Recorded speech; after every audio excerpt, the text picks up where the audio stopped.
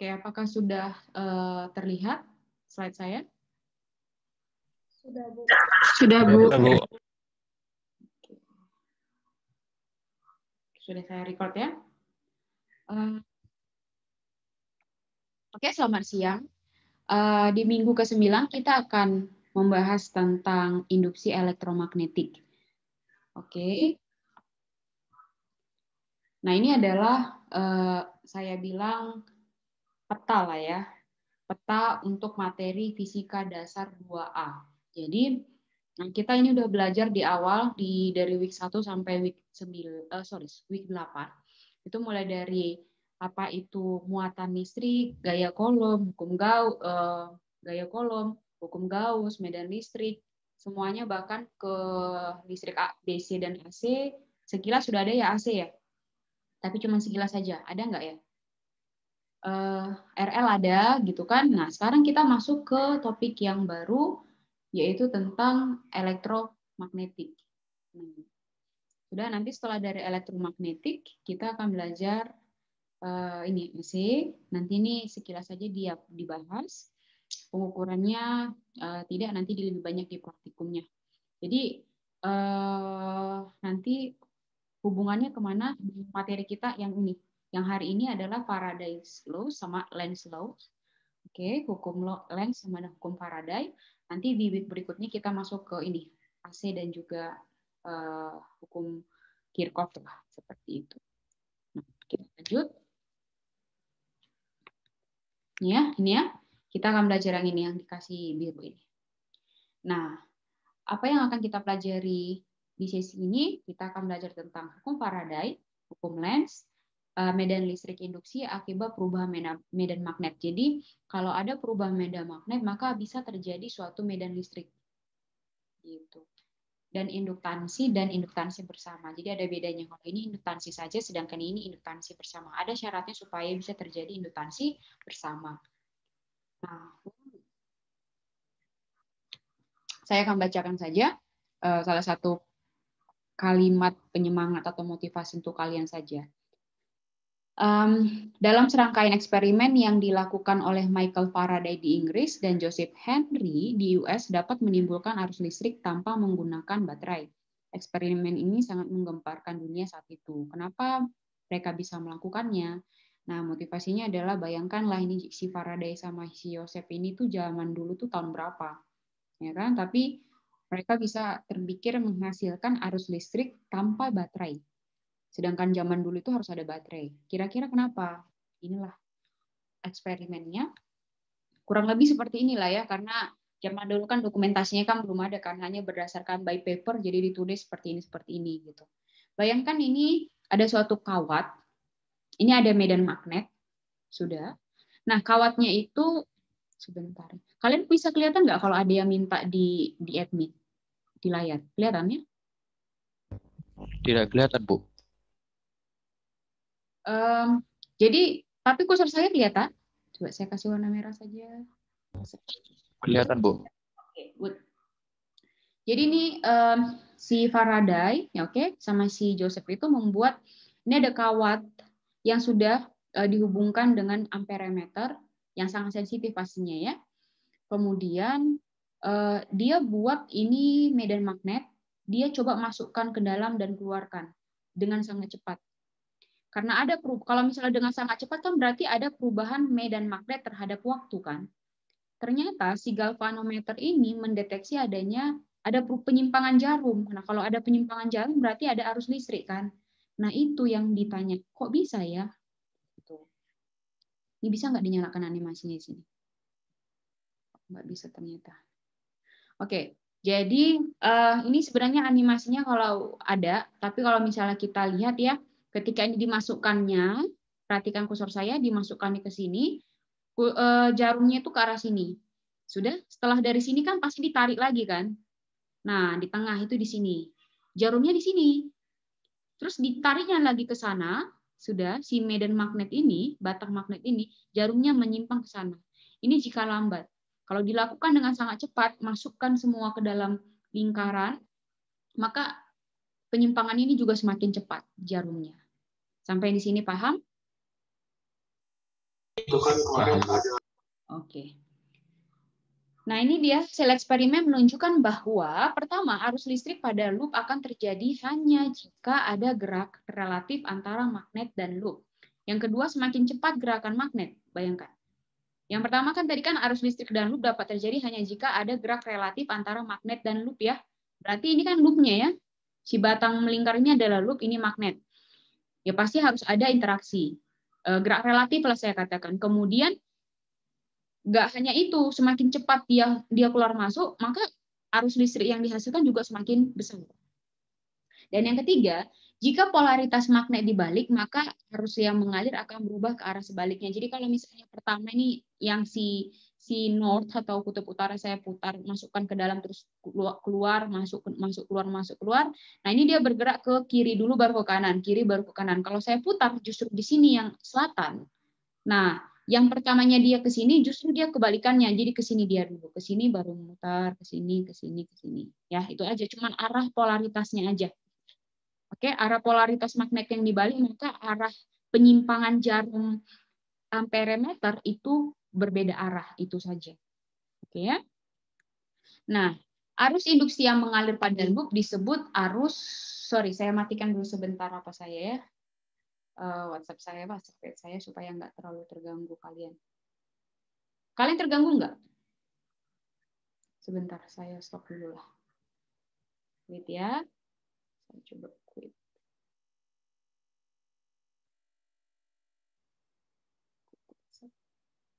Oke.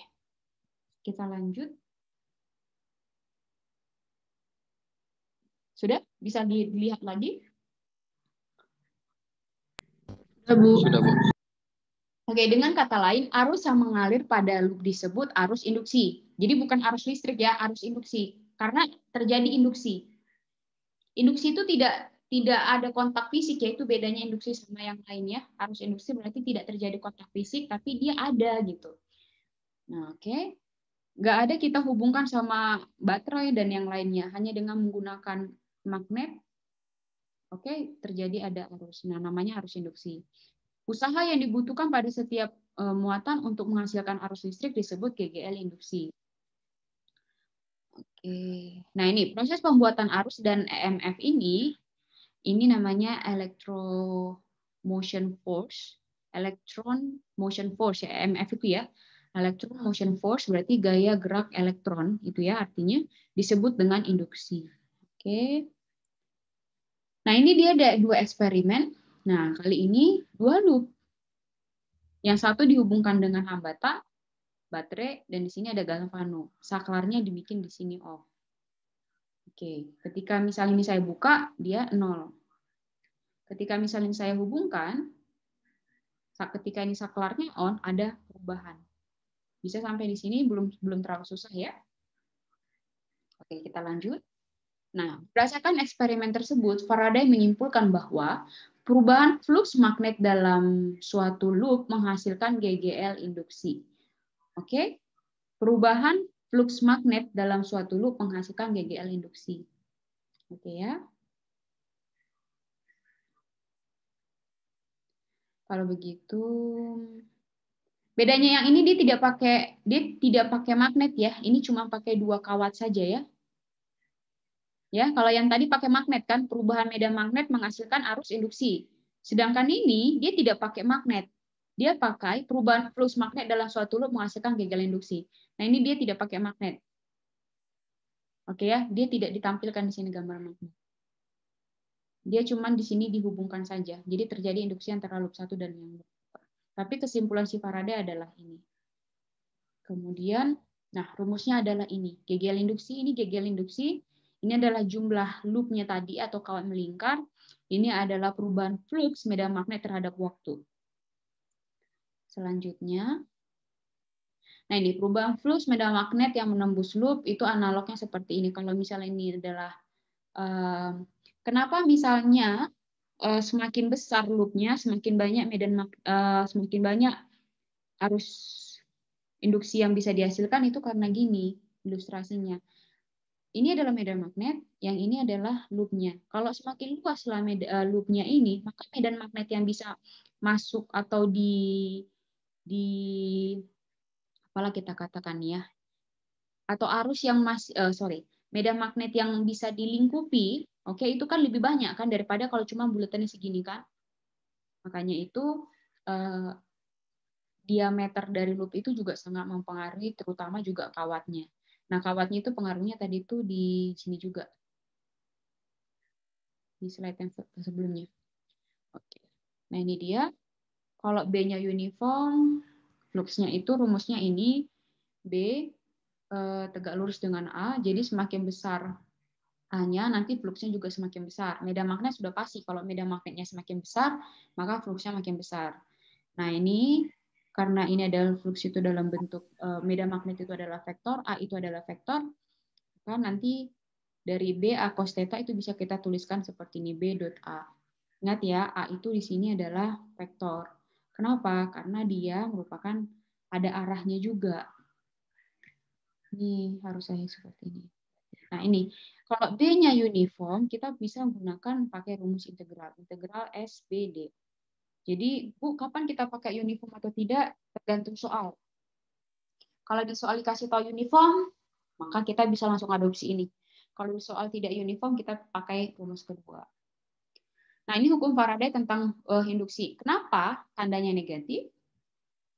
Nah, jawabannya adalah ini. Arah gegel induksi sedemikian rupa sehingga melawan perubahan flux yang terjadi.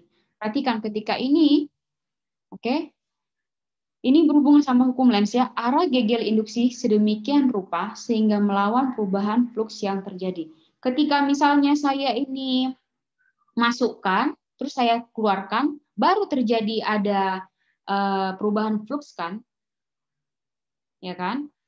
Ketika ini saya masukkan, terus ini saya keluarkan, baru terjadi perubahan flux. Nah, arahnya itu tanda negatif hanya menunjukkan arahnya saja. Kalau ini saya taruh ke sini, maka perubahan fluxnya itu berarti arah GGL itu berlawanan. Kayak gitu. Sampai sini dipaham? Cuman arah ya, arahnya saja. Arah GGL induksi melawan perubahan flux yang terjadi. Tapi besarnya itu sama. Oke, hukum Lenz itu apa? Arus induksi menghasilkan medan magnet yang melawan perubahan flux magnet yang menghasilkan arus induksi tersebut. Oke, ini cuma arah. Kemudian ini contohnya ya, kasus untuk flux medan magnet eksternal medan magnet B yang menguat itu. Kalau misalnya dia, ini ada medan magnet. Oke, ini saya back. Ini ada medan magnet kutub selatan sama kutub utara sama kutub selatan. Gerakan medan magnet ke sana. Gerakan medan magnet ke sana. Maka B-nya meningkat kan?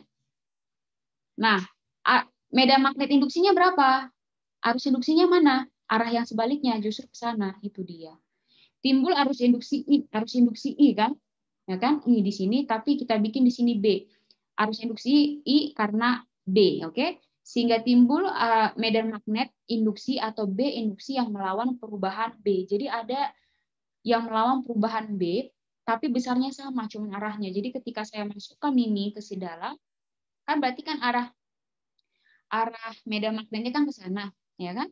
Terjadi medan induksi yang berlawanan itu ke sini. Gitu.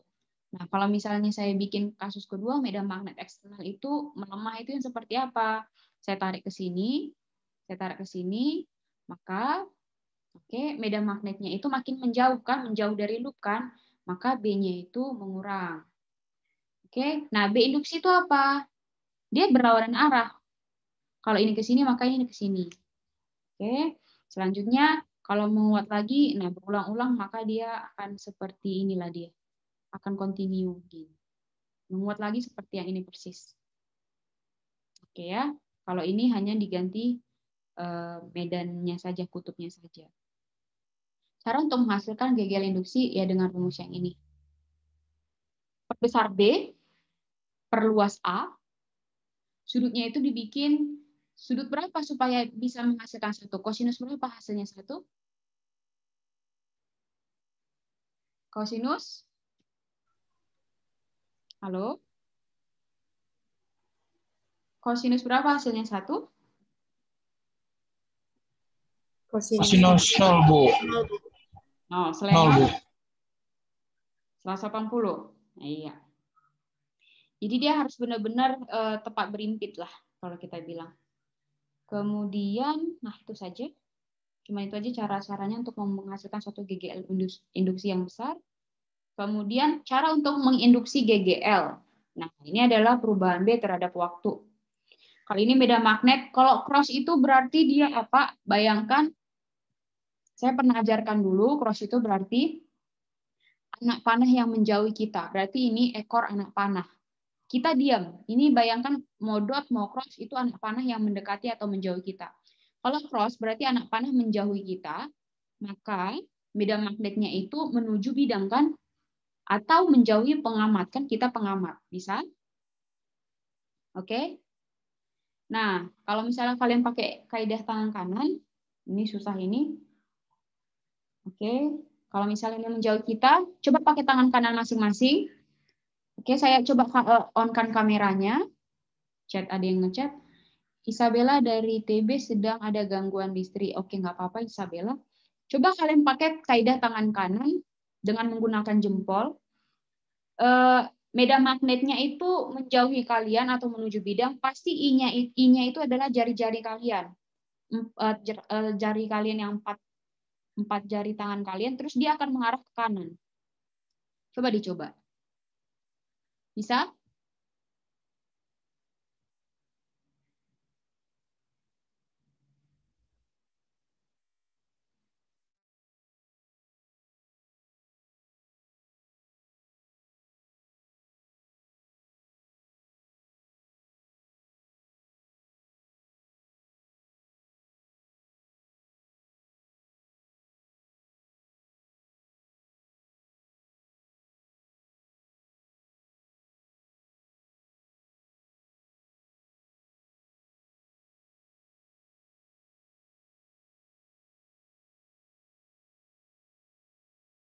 Halo, bisa dicoba semua?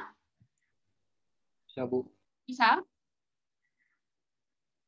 Atau saya kasih ilustrasinya? Coba saya nyalain dulu. Oh.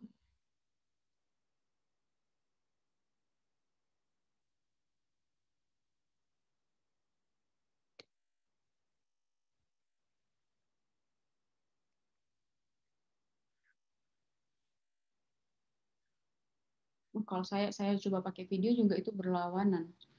Ya udah, nanti dicoba ya sendiri ya. Kalau bisa ada kendala nanti saya kasih video tutorialnya. Kemudian ya intinya jempol kalian coba arahkan ke bidang, masuk ke bidang, 4 jari tangan kalian itu putar ke kiri. Nah, putar ke kiri kan, nah itu adalah arah arusnya.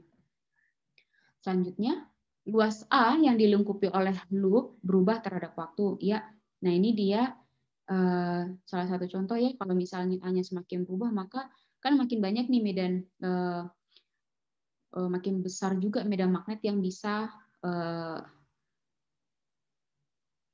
terlingkupi lah saya bilang. Coba ya, contohnya 1, 2, 3, 4, 5, 6. Ini cuma iseng aja. 1, 2, 3, 4, 5, 6, 7, 8. Lebih banyak kan, dia 8 kan, sedangkan ini cuma 6. Ya kayak gitulah.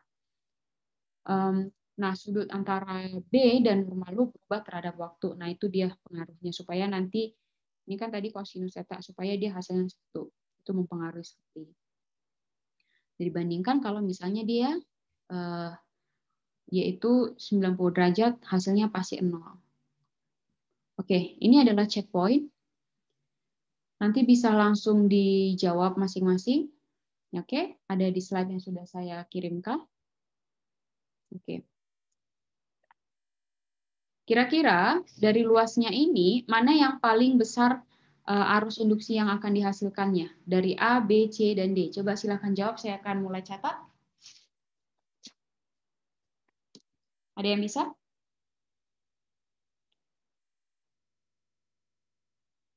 Ayo.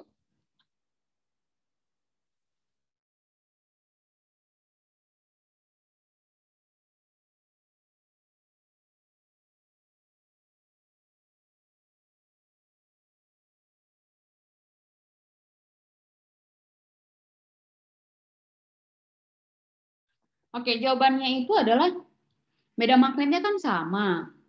Oke. Oke. Nah, sudut yang kita kasih itu kan sama, arahnya semua sama, nggak ada berbeda. Yang berbeda di sini adalah L-nya.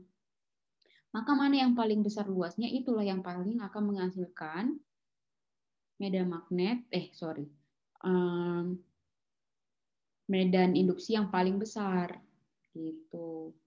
Yang paling besar itu kan ini 4L kuadrat. Oke ya. Masih di sini ya kalian semua? Masih, Bu. Sibuk. Sibuk. Masih, Bu. Besar. Ya, masih ingat nggak yang 3 tadi tuh? Nah, ini kan ada sudut. Ini luas. Ini besar B. Nah, masalahnya di soal B-nya tetap. Cara kita menggeserkan itu juga sama. Yang kita geserkan kebetulan loop lah. Boleh ini. Kebetulan di soal yang kita geserkan ada loopnya. Oke, ternyata yang mana yang paling besar ya C, karena C yang paling luas. Hukum Faraday. Ini hukum Gauss kita sudah belajar. Hukum Faraday kita sudah belajar ya di awal ya sama Pak Gede. Kemudian penghasil medan magnet itu, kalau penghasil medan listrik itu muatan. Ya kan? Nah, hukum Faraday itu kalau misalnya ada perubahan fluks terhadap waktu, maka ada medan listrik. Ya kan? Atau arus induksi lah kita bilang. Ini yang kita belajar tadi. Kemudian kalau hukum Gauss magnet, di mana integral tertutup B dA, oke, itu sama dengan 0. Artinya apa? Tidak ada muatan medan magnet. Oke, kalau ini ada muatan 1. Dia harus sepasang. Nah, hukum Ampere nanti kita akan belajar bahwa medan magnet itu bisa dihasilkan oleh arus yang terlingkupi dengan suatu konstanta tertentu atau permitivitas tertentu. Oke, teknologi apa saja? Banyak aplikasi dari hukum Faraday. Nah, pertama motor DC. Kalau misalnya alat atau instrumen itu bisa, saya nggak bisa saya pakai ininya, animasinya. Belum saya simpan. Nantilah ya.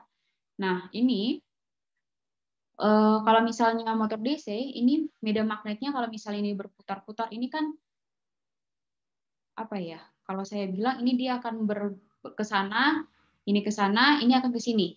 Atau sebaliknya ini ke sini, ini akan ke sana. Dia akan berbalik dan itu mempengaruhi DC motor. Kalian bisa lihat di YouTube nanti bagaimana video dari DC motor. Di sini agak sulit saya gambarkan. Kemudian, nah ini lebih ada animasinya lebih baik. Ini motor dan generator bagian dari yang tadi ya. Nah ini dia. Ketika di sini ada 2 medan magnet atau batang magnet, oke. Di sini bisa ada loopnya itu bisa bergerak. Jadi bukan si magnetnya yang kita ubah. Oke, rumusnya itu adalah ini. Dari ini diturunkan jadi ini sehingga ini. Nanti rumus umumnya adalah ini, tapi itu bisa diturunkan jadi yang ini. Oke. Kalau saya dulu menghafalnya N bawaan sih. B-nya itu saya change sama A. N bawaan gitu saya bilang. Oke ya. Nah, yang berputar itu sama dengan yang ini loopnya. Ini komutator. Oke, kalau saya apain, saya stop. Nah, ini induksi dan transfer energi. Kalau yang tadi kita masuk ke lens ya. Kalau yang tadi ini ada medan magnet yang saya geser-geser, sekarang adalah loopnya. Kawat berbentuk persegi. Kalau ini saya tarik, bayangkan aja ya kalau ada medan magnet, medan magnet satu batang, satu layar gitu, terus saya buat loop di sini, saya tarik, maka dilakukan usaha eksternal setiap satuan waktu. Nah, logikanya adalah karena loop ditarik oleh gaya eksternal, ini gaya eksternal itu saya ya, akibatnya apa? Pertama, jumlah flux dalam loop berkurang. Iya dong. Kalau misalnya saya tarik, yang tadinya itu bisa jadi lebih selebar kotak ini, jadi berkurang. Jadi nggak sebanyak itu yang bisa dilingkupi medan magnetnya, kan? Karena A-nya semakin berkurang. Kemudian terjadi arus induksi atau hukum Lenz. Oke. Nah, timbul gaya F1 yang melawan arah tarikan F eksternal. F eksternalnya itu ke sana, kan? Maka muncul gaya yang berlawanan arah, yaitu F1 ke arah sini. Pada saat yang sama timbul energi. Oke. Nanti kita kalau misalnya habis 10 menit lagi kita masuk ke link yang sama ya. Masih ada 10 menit lagi. Nah, yang terakhir, pada saat yang sama timbul energi panas pada loop karena arus listrik mengalir pada kawat loop. Oke. Nah, bisa dibayangkan ini ya. Jadi, kalian bayangkan di sini ada medan magnet, ada loop, kalian tarik-tarik. Nah, ketika kalian tarik ke sini, arus induksi ada tapi semakin kecil. Karena apa? Karena A-nya semakin kecil. Nah, ketika kalian cari, muncul gaya yang berlawanan arah dengan gaya eksternal yang tadi. Jadi yang arahnya ke sini. Oke. Bu, bedanya sama yang tadi apa, Bu? Gitu kan. Yang kan tadi kan ceritanya kalau kita ngomongin Faraday kan medan magnetnya yang kita geser-geser. Perubahan medan magnet terhadap satuan waktu yang menghasilkan arus induksi. Nah, sekarang loop-nya yang kita tarik dorong seperti itu. Bisa? Bagaimana hubungan daya eksternal terhadap energi termal? Nah, ini dia hubungannya. Saya tidak akan banyak turunkan rumus. Kalian bisa turunkan sendiri nanti masing-masing. Yang pasti flux B itu sama dengan ini. Kalian sudah tahu ya tadi ya, sampai di sini B dot A itu karena tadi kosinus tetanya itu sama dengan 1. Nah, A itu kan adalah panjang kali lebar. Itu sama dengan L dikali X. Kebetulan dia bikin di sini L, X-nya itu yang mana? Yang ini. Oke, L kali X itu adalah A. Nah, kemudian perubahan flux terhadap waktu, nah dibikin di sini terhadap dt, maka tinggal bikin di sini dx terhadap waktu. Kan berapa dilingkupi terhadap waktu, maka dx per dt. Nah, dx per dt ini rumusnya apa? Adalah kecepatan. Nah, ekivalennya itu apa ini? Rumus hukum Ohm. Nah, ini V, ini sebenarnya V, tapi di sini kita pakai dia gegel induksi atau satuannya sama dengan volt itu. Volt itu kan tadi kan ini ya. Kan ada berarti arus induksi ya, gegel induksi. Kita masukkan ke sini, maka rumus I sama dengan BLV per R. Maka laju energi panas daya yang didisipasi di R adalah, nah ini rumusnya. Nah, inilah rumusnya. Nanti bisa diturunkan sendiri. Ya, silakan putar videonya nanti. Kemudian, nah ini adalah persamaan rumus yang tadi. Juga kalau kalian masukkan ini gaya F1 yang di sini, ini adalah gaya Lorentz. F itu sama dengan I kali L cross B. Jadi panjang L dikali dengan medan magnet B. Karena ini adalah tegak lurus ya. Kemudian maka di sini sin 90 sama dengan 1. Rumusnya adalah gaya F1 itu adalah I kali L dikali B. Karena I itu sama dengan ini yang sudah kita temukan tadi, maka kita masukkan ke sini. Ke sini. Jadi nanti jadi seperti ini. I-nya itu ada BLV per R dikali dengan LB, dikali dengan LB, sehingga dapat ini. Maka laju usaha eksternal itu apa? Tinggal masukkan. F1 itu ini, masukkan V, dapatlah ini. Oke ya. Nah, kita bandingkan. Yang pertama sama yang kedua, sama. Jadi kesimpulannya apa? Terlihat bahwa usaha eksternal yang dilakukan untuk menggerakkan loop ditransfer atau dikonversi menjadi energi termal, sehingga ada memang ternyata gaya eksternal yang saya kasih itu sama juga dengan, bukan gaya, akibat dari gaya eksternal yang saya berikan, itu dayanya itu sama juga dengan daya termal yang dihasilkan oleh usaha saya tadi. Kayak gitu. Nah, ini dia arus eddy atau eddy karena ini medan magnet, tapi saya buat, ini kebetulan berbentuk tapal kuda lah ya, saya buat ini ulah saya bilang. Kemudian ketika sebuah konduktor bergerak melalui medan magnet, arus terinduksi sebagai hasil dari perubahan flux magnet. Jika konduktor yang digunakan bukan berbentuk loop, arus akan tetap terinduksi. Perhatikan, jika konduktor yang digunakan bukan berbentuk loop, arus tetap dapat terinduksi. Arus induksi yang muncul akan melingkar dan dinamakan arus eddy.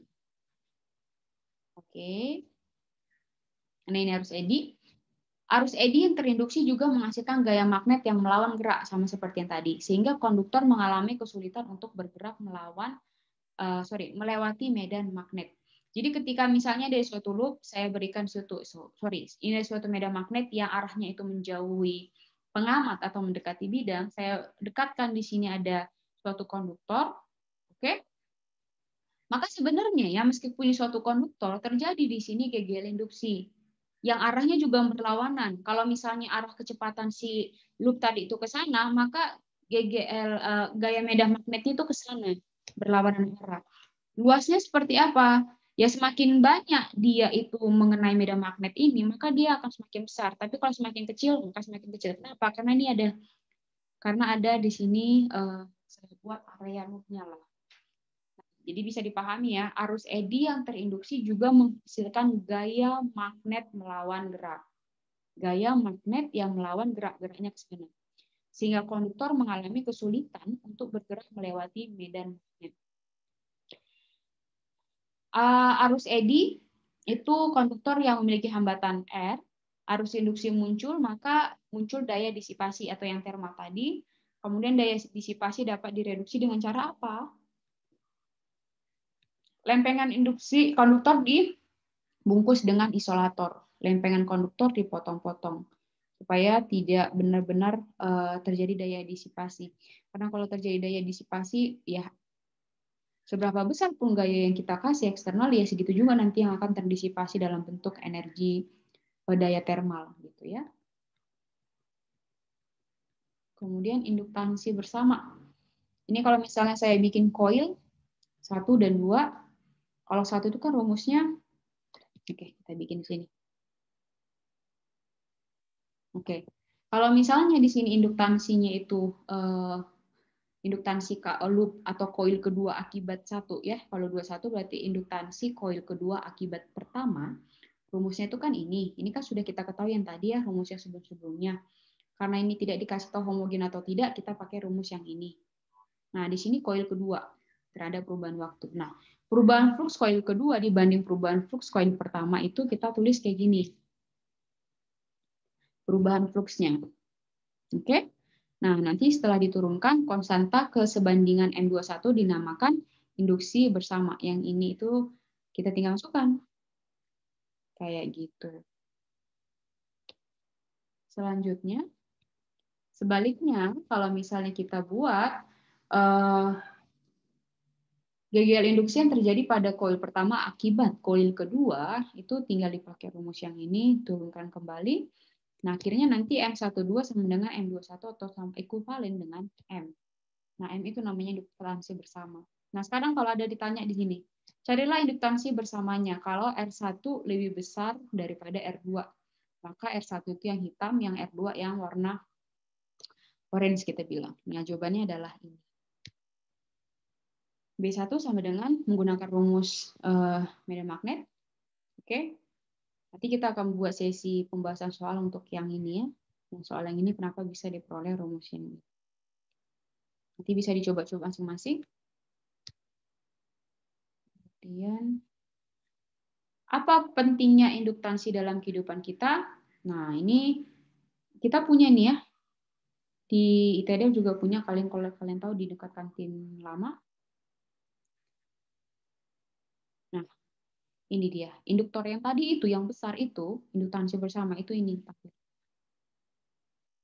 Oke, nah dikasih di sini tegangan tinggi. Kemudian, nah ini dia. Sekarang, nah ini dia. Ini juga dia. Izin Bu, itu bukannya. Iya, silakan. Izin bertanya Bu, yang tadi itu berarti induktansinya itu trafo ya Bu dalam artian? Oh, bukan. Kalau di ITDL induktansi dalam, sekarang gini, tadi kan kita ada penjelasan tuh. Induktansi yang,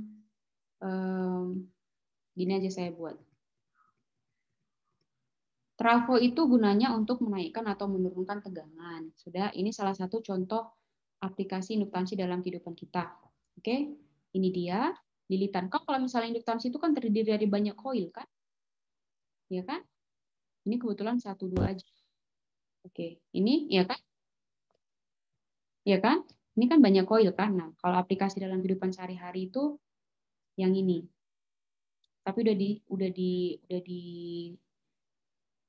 apa saya bilang? Udah di packaging lah supaya tidak langsung kontak. Ini juga, tapi di sini udah trafo. Oke, ini juga trafo lilitannya. Itu memanfaatkan konsep induktansi juga kok. Oke. Nah, ini inti